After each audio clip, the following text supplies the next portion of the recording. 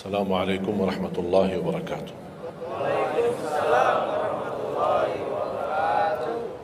Yauma yafirrul mar'u min akhihi. Di hari itu kakak adik melarikan dirinya dari saudaranya. Wa ummihi wa abi, melarikan diri pada bapaknya dan ibunya. Biasanya kalau kita ketemu orang tua kita senang bertemu, mohon doanya, apalagi yang orang-orang yang tinggi berbakti baik sama orang tuanya. Kalau di hari kiamat mau sendiri-sendiri. Jangan kita yang melarikan diri sendiri. Para nabi dan rasul semuanya doanya salim salim, ya Allah selamatkan, ya Allah selamatkan. Ini nabi, kira-kira kita gimana?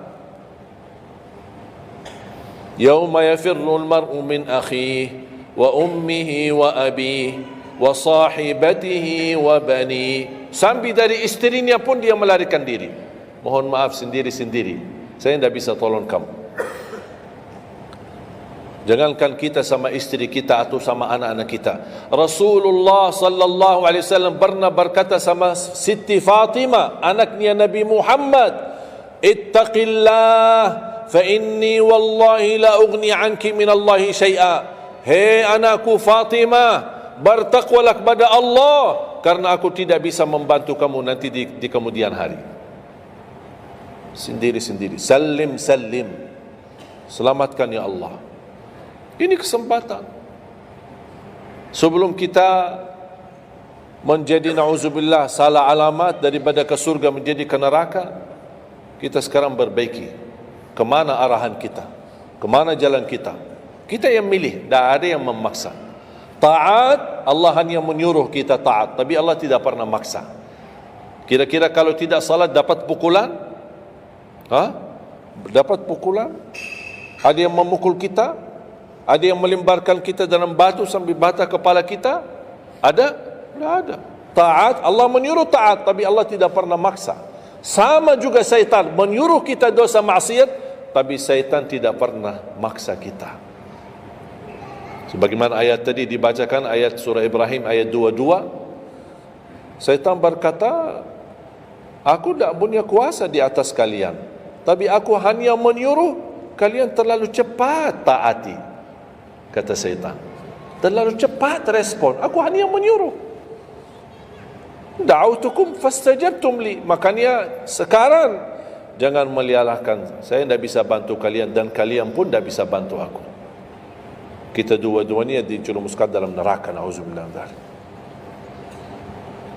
Oleh karena itu, jemaah sekalian, kesempatan, mumpun masih kita umur, masih punya kesehatan, manfaatkan. Karena akan datang satu saat, sekarang bukan masalah umur, masalah sehat. Tiba-tiba bisa sakit, virus di mana-mana. Kemarin saya punya saudara saya baik-baik aja, tidur bangun sakit, sampai matanya, mukanya macam sakit. Tiba-tiba dah bisa berbicara baik-baik, dah bisa baca Al-Quran dengan baik, dah bisa salat dengan baik. Ini kan mengganggu. Makanya Rasul mengingatkan, ketika anda sehat dan masih punya umur, jangan sia-siakan, karena akan datang satu saat anda tidak sehat dan tidak bisa maksimal ibadah. Selama anda masih bisa dan mampu maksimal ibadah, manfaatkan, jangan dirugikan. Akan datang satu saat anda tidak bisa. Saat anda berdiri, manfaatkan salatmu saat berdiri. Besok akan datang satu saat anda tidak bisa berdiri. Bahkan ada orang yang ingin sekali sujud, tapi dia bisa, karena sakit lutut, dia tidak bisa lipatkan kakinya, tidak bisa sujud.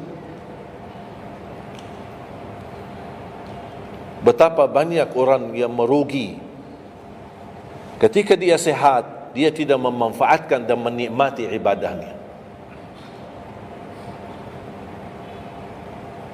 Yang kedua, doa azan. Setiap hari kita mendengar azan 5 kali. Sayang sekali banyak yang sibuk dengan handphonenya. Azan ini panggilan Allah.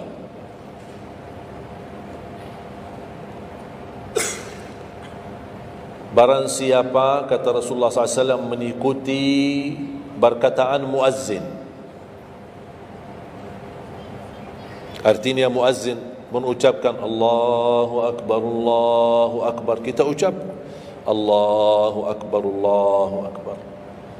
Asyhadu an la ilaha illallah, asyhadu an la ilaha illallah, asyhadu anna Muhammadar Rasulullah, asyhadu anna Muhammadar Rasulullah. Habis wa asyhadu anna Muhammadar Rasulullah, kita berkata wa ana asyhadu an la ilaha illallah wahdahu la syarikalah wa anna Muhammadan abduhu wa rasuluh. Raditu billahi rabba wa bi Muhammadin nabiyya wa bil islami dina, sebagaimana diriwayatkan Imam Muslim.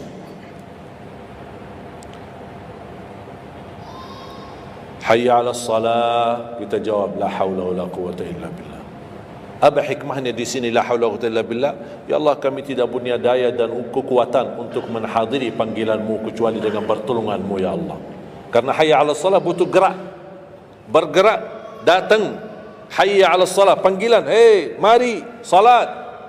Ya Allah, la haula wala quwwata illa billah. Ya Allah, kami tidak punya kemampuan menghadapi godaan dunia, menghadapi hawa nafsunya, menghadapi malas kecuali dengan kekuatan-Mu ya Allah. La haula wala quwwata illa billah. Meraih kemenangan, meraih kemuliaan, hayya 'alal falah. Ya Allah, kami tidak mampu meraih kemuliaan itu kecuali dengan kekuatan dan izin-Mu ya Allah. Allahu Akbar, kita ucapkan Allahu Akbar. La ilaha illallah, kita ucapkan la ilaha illallah. Habis itu apa kata Rasulullah SAW di hadis yang diriwayatkan Imam Bukhari? Thumma salla alayya, selepas itu dia bersalawat kepada Nabi Muhammad. Allahumma salli ala Muhammadin wa ala ali Muhammad. Bagi Sayyiduna boleh, tidak bagi Sayyiduna boleh. Selepas itu doa, Allahumma rabb hadhihi ad-da'wati at-tammah was-salati al-qa'imah ati Muhammadan al-wasilata wal-fadilah wab'athhu maqaman mahmudan alladhi wa'adta. Ini ucapan yang saya sampaikan di Sahih Bukhari. Ada riwayat-riwayat yang lain, Allahumma rabb hadhihi ad-da'wati at-tammah was-salati al-qa'imah ati sayyidina Muhammadan al-wasilata wal-fadilata wad-darajata al-'aliyata ar-rafi'ata min al-jannah wab'athhu maqaman mahmudan alladhi wa'adta innaka la tukhliful mi'ad. Innaka la tukhliful mi'ad. Tambahannya diriwayat Imam An-Nasai dan semuanya sahih. Mau milih mana yang anda hafal, mana anda biasakan, silakan. Mau ambil hadis yang diriwayatkan Imam Bukhari boleh, mau ambil yang diriwayat Imam Nasai boleh. Asal jangan sampai begitu dengar azan tidak mengikuti muazzin dan sia-siakan doa itu. Padahal doa sederhana, siapa yang tidak hafal? Setiap ditayangkan azan di TV selalu dibacakan Allahumma rabb hadhihi ad-da'wati at-tammah was-salatil qa'imah. Saya pernah tanya guru saya, seandainya ketika saya mendengar azan tapi terlalai dengan kesibukan atau telefon mendadak atau apalah urusan, baru saya menyadari ketika muazzin sampai ke hayya 'alas salah, saya belum mengikuti dari awal. Gimana caranya biar saya tidak rugi dalam pahala? Kata guru saya, ulang sendiri dari awal. Allahu Akbar, Allahu Akbar, Allahu Akbar, Allahu Akbar. Asyhadu an la ilaha illallah, asyhadu an la ilaha illallah, asyhadu anna Muhammadar Rasulullah. Sampai mendapat mengikuti muazzin dalam sisa azannya. Begitu selesai baca doa yang saya tadi sampaikan, apa kata Rasulullah? Barang siapa yang mengamalkan ini, faqad hullat lahu syafa'ati yaumal qiyamah, dijamin dapat syafaatku. 5 kali kesempatan tertulis nama kita, jaminan dapat syafaat Nabi Muhammad, tapi kita sia-siakan. Siapa yang tidak mau syafaat Nabi Muhammad? Ini kesempatan. Jangan tunggu hari kiamat baru saya minta, ya Rasulullah tolong syafaatkan. Ini Rasul sudah menawarkan ini sekarang. Mau enggak dapat syafaatku? Ikuti muazzin dan baca doa azan, kemudian dapat syafaatku. Berapa minit? Tak sampai 2 minit. Ikuti muazzin, selesai azan, doanya tak sampai 2 minit. Allahumma salli ala Muhammad wa ala ali Muhammad. Allahumma rabb hadhihi ad-da'wati at-tammah was-salati al-qa'imah ati Muhammad. Dan sampai akhir. Innaka la tukhliful mi'ad. Berapa lama? 2 minit? 3 minit? Tak apa-apa, 5 minit. Tapi dapat jaminan syafaat Nabi Muhammad. Hanya waktunya cuma 5 minit. Kira-kira siap? Mulai hari ini? Menurut saya, yang saya sampaikan wallahi sederhana, sangat sederhana, tapi butuh perhatian aja, butuh perhatian. Yang ketiga, jangan tinggalkan sunnah qabliyah subuh. Walaupun anda malas menjaga sunnah qabliyah ba'diyah. Kalau anda merasa diri malas, banyak kan ada sunnah qabliyah ba'diyah. Kan ada sunnah qabliyah zuhur, ba'diyah zuhur, ada qabliyah ba'diyah maghrib, ba'diyah isya, qabliyah subuh. Kalau anda merasa malas melaksanakan sunnah-sunnah, minimal jangan tinggalkan sunnah subuh. Pahalanya lebih besar daripada dunia dan seisinya. Walaupun anda telat bangun, sudah kesiangan, tetap wajib ambil air wudu, laksanakan sunnahnya, baru salat subuhnya. Walaupun anda bangun jam 11 siang, tetap banyak orang karena ketiduran dan terlewat waktunya, dia tidak salat subuh. Terus ini hutang, wajib bayar, dan tidak bisa besok ganti subuh 2 kali. Tidak ada di dalam agama. Subuh, ya udah, ya Allah, nawaitu salat subuh yang kemarin karena saya ketiduran lillahi ta'ala. Udah bisa. Apa kata ini? Bukan, mohon maaf, ini bukan kata saya supaya orang jangan ini pendapat baru. Bukan kata saya, tapi kata Rasulullah SAW. Bukan kata Majlis Ulama Indonesia, bukan kata saya, bukan kata siapa-siapa. Kata Rasulullah sallallahu alaihi wasallam di hadis yang sahih, "Man nama an salatin aw nasiyaha falyusalliha mata dzakaraha, la kaffarata laha illa dzalik." Ya Allah, terima kasih ya Rasulullah. Sepertinya Rasul sudah diberitahu umatnya bakal ketiduran banyak dari salat. Makanya sudah diberikan solusi. Seandainya ketiduran, ini juga kata Rasulullah, man nama an salatin, silahkan nanti anda pas pulang buka di Google, biar lihat sanad hadisnya ni. Oh, Syekh Ali ko bawain hadis yang dah benar ni. Silahkan. Tahu, kenal enggak Syekh Google? Syekh Google kenal? InsyaAllah semua ilmu dia tahu. Tinggal masukin aja. Barang siapa yang ketiduran dari salat, hadis, terus klik, dia keluar. Semua dasarnya apa itu dijelaskan. Semua. Mu bahasa Arab ada, mu bahasa Indonesia ada, mu bahasa Inggris pun ada. Syekh Google hebat. Man nama an salatin aw nasiyaha falyusalliha mata dzakaraha la kafarata lahu illa dzalik. Barang siapa yang ketiduran, coba ketiduran. Tidur menurut ulama dianggap uzur. Karena istri saya ketika saya keluar kota, dia hubungi dan dia bangun kesiangan, kira-kira jam 8. Dia telefon dengan nangis-nangis. Kenapa nangis? Sakit? Enggak, ketiduran tadi subuh. Ya udah, ambil air wudu, salat subuh. Rasulullah aja pernah ketiduran dari salat subuh. Yang tidak boleh, jangan terlalu sering. Kalau sekali-kali karena sakit, terlalu lelah, capek, Allah maklumlah kita manusia lemah.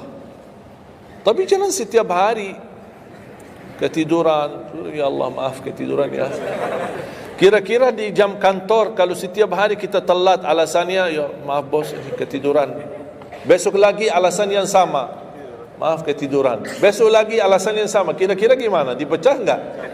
Dipecat. Malu kita, sama manusia aja tak berani kita dengan alasan yang sama, kita selalu itu aja. Masa sama Allah kita berani? Sekali-kali boleh uzur, capek, sakit, sekali-kali, tapi jangan terlalu sering. Ketika kita bangun jam berapapun wajib laksanakan, karena kata Rasulullah tidak ada kafarah yang lain. Tidak ada kata ganti dengan uang atau ganti dengan sedekah atau ganti dengan, tidak bisa. Tunaikan. Falyusalliha, kata Rasulullah, falyusalliha, segerakan salat itu jam berapapun, walaupun kesiangan.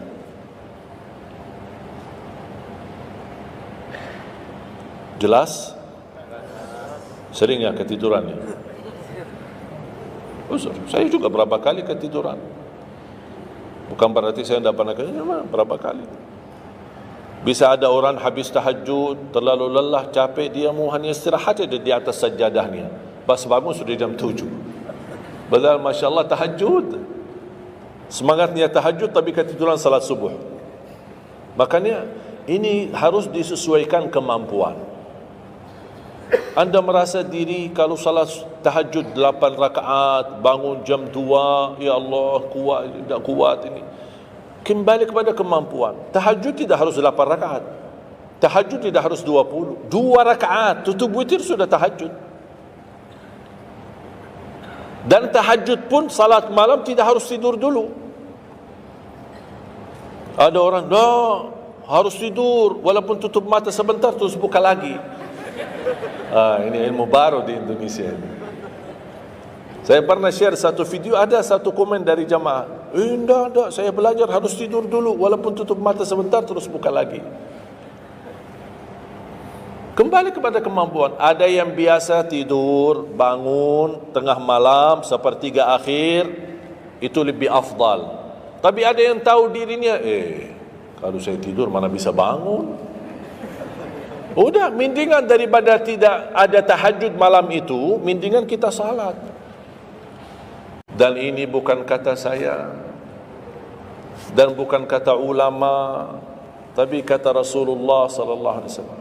Sebagaimana di hadis yang sahih kata Abu Hurairah radhiyallahu an, pernah Rasulullah menwasiatkan aku jaga witir sebelum tidur.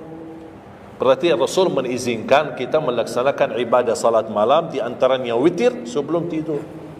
Umar bin Khattab radhiyallahu anhu punya kebiasaan witir sebelum tidur. Ditanya, kenapa witir sebelum tidur? Dia kata, saya takut meninggal dunia dalam keadaan tidur, belum tertulis nama saya sebagai ahli witir.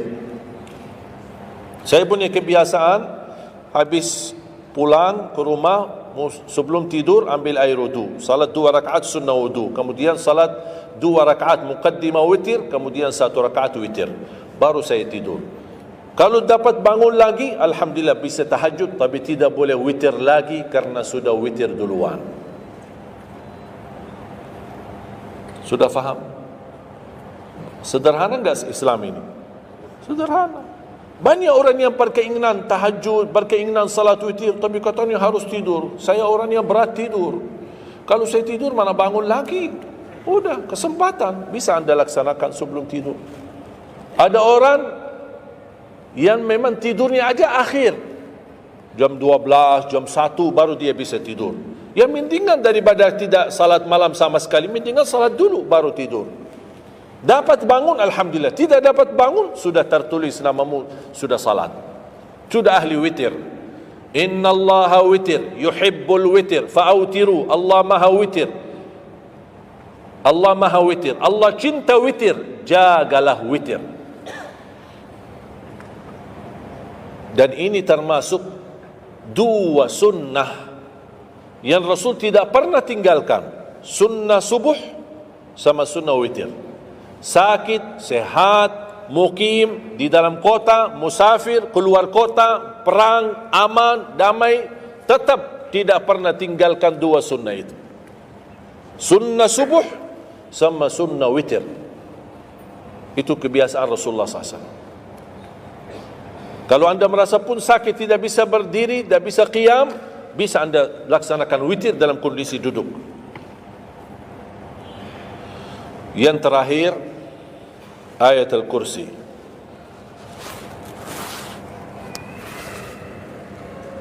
Jangan tinggalkan ayat al-kursi lepas salat.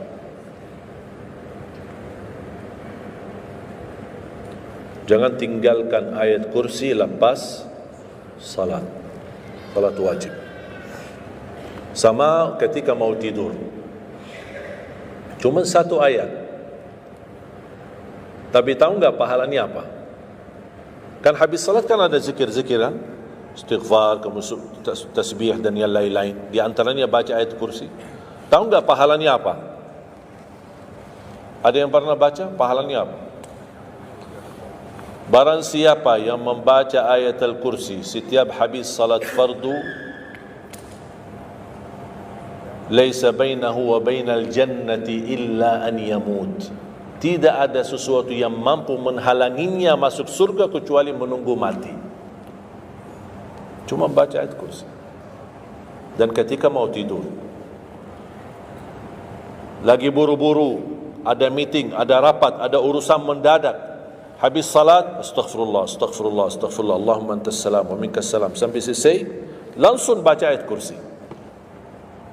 Terus subhanallah itu yang lain-lain gimana? Tak apa-apa, sambil jalan, naik motor, subhanallah, subhanallah, subhanallah, subhanallah, sambil jalan. Subhanallah ada riwayat 33, ada riwayat 25, ada riwayat 10, minimal 10. Subhanallah 10 kali, Alhamdulillah 10 kali, Allahu Akbar 10 kali. Itu yang paling sederhana. Saya bagikan ini, biasanya kalau saya isi di kementerian atau di pejabat, saya kasih zikir-zikir begitu. Pak, subhanallah cuma 10 kali. Biasanya kita tahu 33. Lah, ini khusus buat pejabat. Yang penting zikir, supaya jangan tinggalkan. Zikir. Banyak orang sibuk, mendadak ada urusan, udah zikir. Subhanallah cuma 10 kali. Subhanallah 10 kali, Alhamdulillah 10 kali, Allahu Akbar 10 kali. Itu paling cepat. Subhanallah. Ternyata di dalam agama ada yang juga hemat. Hemat sederhana tapi pahalanya tetap besar. Dan dikuranin. Tidak ada pahala yang hemat. Semuanya pahala sempurna. Semuanya pahala agung. Sempurna dan luar biasa dahsyat balasan Allah Subhanahu Wa Taala. Makanya jangan disia-siakan. Yang sederhana ini, makanya saya buat buku 20 amalan ringan tapi pahalanya sangat menakjubkan. Karena selama saya di Indonesia, saya sudah tahu prinsip orang Indonesia. Orang Indonesia tidak suka yang ribet-ribet. Yang ribet-ribet tidak suka. Yang susah-susah tidak suka. Orang Indonesia mau mudah yang ingat, mudah dihafal, mudah diamalkan dan masuk surga. Itu orang Indonesia. Ya, jadi yang susah-susah, iya, gimana ini suruh baca 1000 kali? Iya, mana ada waktu 1000 kali? Baca ada sudah 100 kali, udah ngantuk. Saya kasih yang sederhana. Kenapa saya kasih? Karena kemampuan beda-beda. Ada yang tekadnya tinggi, kemampuannya luar biasa dahsyat, bisa ribuan kali dia berzikir, ya silakan. Tidak ada yang melarang kita berzikir, bebas, berapapun. Tapi ada yang malas. Udah. Jadi alhamdulillah di dalam ajaran Islam kita ada malas ya, ini pilihan malas. Makanya saya bikin 20 amalan. Dan ini buku 20 amalan ringan, pahalanya sangat menakjubkan, pahalanya sangat besar walaupun amalannya ringan, mudah, sederhana. Dan buku ini hanya laku di Indonesia, tidak laku di Arab. Karena cocok dengan budaya Indonesia. Saya sudah hafal budaya Indonesia. Sama dengan bacaan. Mohon maaf tadi kepanjangan insya. Pas begitu saya ingat merindukan kota Madinah, suasana Madinah. Pas di rakaat yang kedua, ya Allah, ini saya di Indonesia ini. Makanya saya tidak jadi panjang rakaat kedua, biar lebih cepat. Karena memang budaya ini tidak bisa panjang-panjang, lama-lama tidak bisa. Kalau kulhu bisa dibagi 2, terima kasih. Kita lihat tarawih kan salah satu contoh tarawih. Walaupun 23 rakaat jumlahnya banyak, tapi ayatnya pendek. Al-hakum qulhu, al-asr qulhu, al-humazah qulhu, itu ya kan. Ini budaya. Kita kan hormati budaya, harus belajar. Walaupun ada sekarang ada beberapa masjid yang panjang, ya nanti balik kepada kemampuan, tapi tidak boleh saling menyalahkan. Ada orang yang suka, enggak, saya mau yang qulhu qul. Ya udah sana, masih qulhu di sana, masjid kita beda. Yang penting kita bisa jaga salat. Dan yang terbinting dalam salatnya adalah yang terjaga kekhusyuan. Bukan masalah jumlahnya, bukan masalah kepanjangannya, tapi kekhusyuan. Tumaknina, karena tumaknina rukun dalam ibadah salat. Sama seperti rukun qiyam, rukun baca al-fatihah. Tumaknina. Apa itu tumaknina? Ketenangan dalam salat. Bacaannya tenang, gerakannya tenang. Bukan kejar-kejaran. Imamnya baru baca al-fatihah, sudah amin. Imam makmum belum selesaikan ini, terus kejar imam. Imam Allahu Akbar, sami Allahu bihamdihi, Allahu Akbar, Allahu Akbar, Allahu Akbar. Imam makmum jadi kasihan. Kejar. Dia tidak bisa baca. Makmum, wallahi makmum tidak bisa baca apa-apa. Hanya fokusnya bisa kejar imam. Yang penting jangan sampai tertinggal imam. Yang saya fikirkan, kasihan yang tua-tua, bapak-bapak. Gimana yang bapak-bapak? Kalau yang muda-muda masih bisa kejar imam, terus yang bapak-bapak gimana? Setiap gerakannya batuk 10 kali. Rukuk batuk lagi, sujud batuk lagi. Karena pelan-pelan gerakannya. Saya pernah ada satu kejadian ketika masuk salah satu kampung, kita lewati, saya mampir, samping saya ada bapak, lumayan tua, gerakannya juga pelan-pelan. Yang saya kasihan, imam Allah Akbar. Saya suka pas ketika takbir. Allah. Bismillahirrahmanirrahim. Alhamdulillahirrahmanirrahim. Astagfirullahaladzim, saya kaget. Barusan enak, takbirnya enak kok. Bacanya kenapa enggak? Ini pelan-pelan aja. Santai aja, santai. Walaupun baca satu ayat dua enggak, bukan masalah berapa banyak bacaannya. Yang penting kekhusyuan, tumakninah, karena rukun tumakninah. Allahu Akbar, sami Allahu hamdah. Saya lihat bapak ini yang sebelah saya. Saya masih bisa kejar imam. Bapak ini enggak kejar-kejar. Imam sudah rukuk, bapak belum rukuk. Begitu imam sami Allahu hamdah, bapak enggak jadi rukuk, dia ikut sami Allahu hamdah. Astaghfirullahalazim. Bas sujud, kita sudah sujud 2 kali, bapak kan pelan-pelan sambil batuk. Terus dia turun sujud. Pas dalam kondisi sujud, kita sudah berdiri, bapak kan baru dia turun, dia berdiri lagi. Astagfirullahaladzim. Pas di rakaat yang kedua, saya megang tangannya, Pak, kita pulang aja deh. Biar bapak salat di rumah. Kasihan bapak tidak bisa salat, tidak bisa rukun, tidak bisa sujud, tidak bisa apa-apa. Makanya tumakninah bukan wajib, bukan sunnah, tapi rukun dalam salat, dan tidak sah walaupun salat sunnah.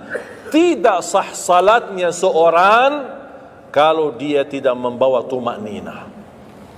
Tidak sah. Disyiarkan, disharekan, diviralkan, dia bilang ada 23 rakaat 7 minit. Menurut saya tidak usah panjang lebar dibahas. Tidak sah, sudah selesai. Karena meninggalkan, sama dengan orang salat tapi tidak baca Al-Fatihah. Kira-kira sah tidak? Tidak sah. Gimana kira-kira bacaan Al-Fatihah? Oleh kerana itu jemaah sekalian, mari kita sama-sama. Apalagi tidak lama lagi kita menyambut bulan suci Ramadan. Saya harap kita mencintai budaya kita, mencintai negeri kita, tapi harus hal yang perlu diluruskan, harus diluruskan. Apalagi yang terkait ibadah salat, tarawih. Tidak masalah masjid 11 rakaat, ada masjid 23 rakaat, jangan ribut. Tidak masalah. Yang mau 11 silahkan, yang mau 23 silahkan. Yang penting kita bisa melaksanakan salat dengan baik. Apalagi alhamdulillah sudah sekarang muncul banyak para imam-imam, pemuda-pemuda yang bacaannya merdu, yang bacaannya indah. Kita bisa menikmati suasana bulan suci Ramadan. Bacaannya tidak mesti panjang-panjang. Walaupun rata-rata di Indonesia jarang kita menemukan masjid yang khatam.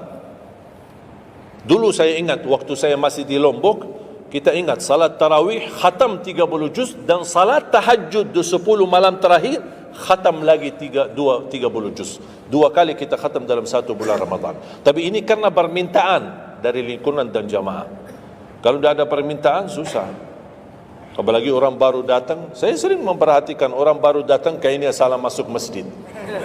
Pas begitu melihat imamnya kepanjangan, ini masjid apaan ini, mundur ke belakang. Pernah saya pas ketika lihat ada makmum mundur, saya baru masuk. Bapak mau kemana? Mau ambil wudu lagi. Pas habis salat saya tarik kanan kiri, tidak ada. Ternyata ambil wudu di rumahnya. Jadi karena tidak semua bisa, makanya tidak boleh kita saling menyalahkan, tapi kita harus saling mengingatkan. Saling mengingatkan. Mari kita sama-sama menjaga ibadah yang benar. Mari kita sama-sama menjaga ibadah yang khusyuk, ibadah yang tumakninah. Mudah-mudahan amalan-amalan yang saya sampaikan tadi, mudah-mudahan bisa diingat, bisa dihafal dan mudah diamalkan. Masih ingat kan? Atau perlu saya ulang? Amalan pertama, Quran. Minimal mulai harimu baca Quran, tutupi harimu baca Quran. Yang kedua, ikuti muazzin. sama juga disertai doa azan karena jaminan dapat syafaat Nabi Muhammad SAW. Yang ketiga, jangan tinggalkan qabliyah subuh sesudah azan. Walaupun anda bangun telat melaksanakan salat subuhnya, tetap didahulukan dengan salat sunnahnya. Terus yang keempat, witir. Jangan lewat satu malam belum witir. Walaupun anda bisa laksanakan witir habis salat sunnah ba'diyah isya atau sebelum tidur anda di rumah bisa laksanakan witirnya. Terus yang keenam, ayat kursi setiap habis salat fardu. Mudah-mudahan insyaAllah amalan ini yang sederhana mudah-mudahan bisa kita jaga. Walaupun sederhana, tapi saya yakin akan membantu menjadikan banyak perubahan dalam kehidupan kita. Akan bertambah keberkahan, ketenangan. Kita akan merasa jauh lebih sejuk, bahkan jauh lebih nikmat untuk kita beribadah. Baru saya ingat satu hal, sedekah. Kalau bisa, sedekah subuh. Pengalaman saya, dari semua pelajaran yang saya pelajari, saya menemukan sedekah semua waktu baik. Jumat, waktu majlis ilmu, habis majlis ilmu, semua sedekah itu baik. Tapi saya menemukan sedekah subuh itu yang paling baik, yang paling dahsyat, yang paling cepat terkabul hajat kita. Kenapa sedekah subuh dahsyat? Karena setiap waktu subuh Allah turunkan malaikat, tugasnya cuma satu, mendoakan orang yang berinfak di subuh hari. Tidak usah payah dan susah cari orang miskin subuh hari. Mulai malam ini anda sediakan kota amal dalam rumahmu, atau anda bisa pinjam seperti kota amal ini Darut Tauhid ya, ini bisa anda pinjam atau minta sama Darut Tauhid. Anda bisa simpan di rumah. Setiap habis subuh sebelum beraktivitas isi sedekah. Yang lebih dahsyat lagi, sedekah yang disertai doa. Karena wallahi terjamin doamu terkabul dengan wasilah sedekah subuh. Sakit, ya Allah, aku mohon dengan berkat sedekah ini sembuhkan penyakitku. Kalau orang tua yang sakit, doakan orang tua.